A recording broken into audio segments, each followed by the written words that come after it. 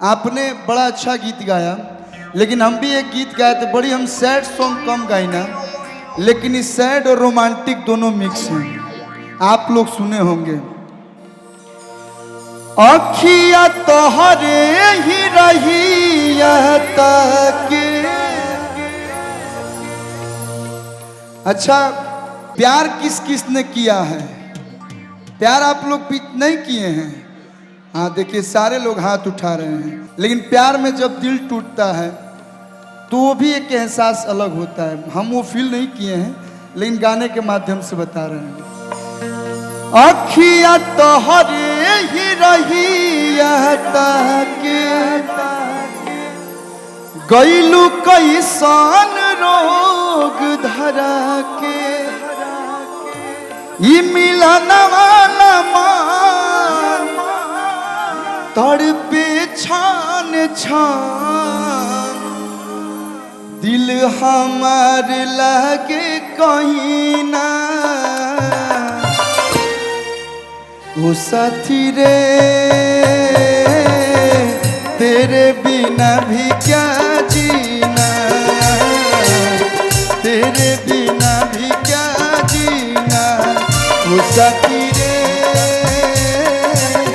तेरे बिना भी क्या जीना, तेरे बिना भी क्या जीना। अखिया तोहरे ही रही ताके, गईलू कैसन रोग धरा के।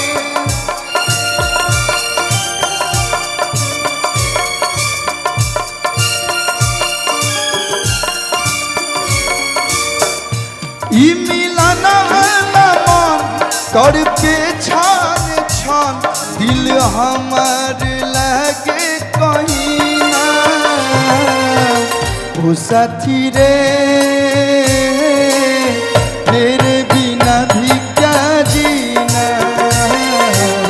तेरे बिना भी क्या जीना। ओ साथी रे, तेरे बिना भी क्या जीना।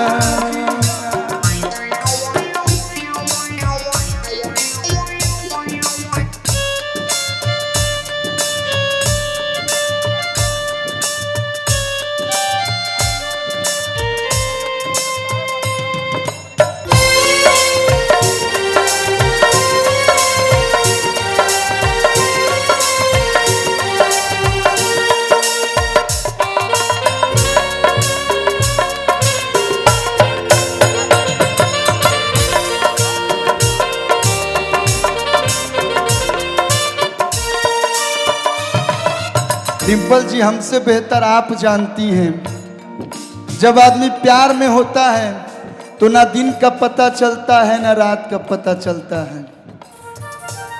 वो एक अलग ही दुनिया होती है,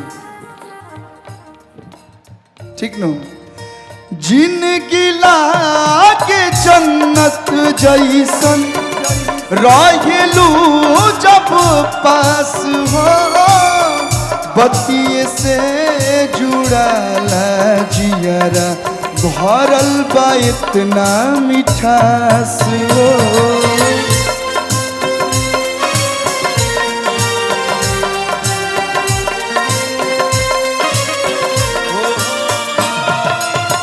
जिनकी लागे जन्नत जैसन, रहेलू जब पास हो, बतिये से जुड़ाला जियरा, भरल बा इतना मिठास हो।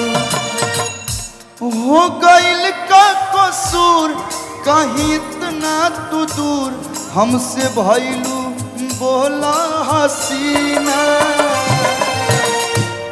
सब भुला गइलू। ओ साथी रे, तेरे बिना भी क्या जीना, तेरे बिना भी क्या जीना। ओ साथी रे, तेरे बिना भी क्या जीना, तेरे बिना भी क्या जीना, तेरे बिना भी क्या जीना। दिल से बहुत बहुत धन्यवाद कि आप लोगों ने इतना